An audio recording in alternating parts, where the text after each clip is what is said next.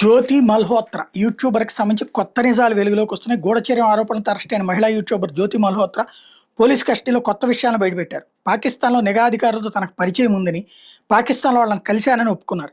మే 13 దేశ బహిష్కరణకు గురైన ఢిల్లీలోని పాక్ హైకమిషన్ ఉద్యోగి డానిష్తో తాను తరచుగా యాప్స్ ద్వారా సంప్రదింపులు జరుపుతున్నానని ఆమె వెల్లడించారు. పాక్ వెళ్లేందుకు అవసరమైన వీసా సాధించేందుకు ఢిల్లీలోని పాక్ హైకమిషన్కు 2023 నవంబర్లో తొలిసారిగా వెళ్ళినప్పుడు అక్కడ ఉద్యోగి డానిష్ అలియాస్ ఎహ్సార్ ఉర్ రహీంతో పరిచయం ఏర్పడిందని ఆమె చెప్పారు.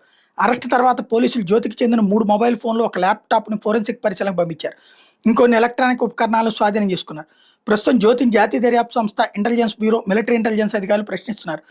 గత 2 ఏళ్లలో 3 సార్లు పాకిస్తాన్కి వెళ్లడంతో పాటు చైనా, బంగ్లాదేశ్, ఇతర దేశాలు జ్యోతి పర్యటించారు. ఆపరేషన్ సింధూరా వేళ భారత్ పాక్ సైనిక చర్యల సమయంలోనూ డానిష్తో జ్యోతి సంప్రదింపులు జరిపినట్టు పోలీసులు ఆరోపిస్తున్నారు. ఆమె 4 బ్యాంక్ అకౌంట్లను విశ్లేషిస్తున్నారు. జ్యోతి పాక్ జాతీయుడిని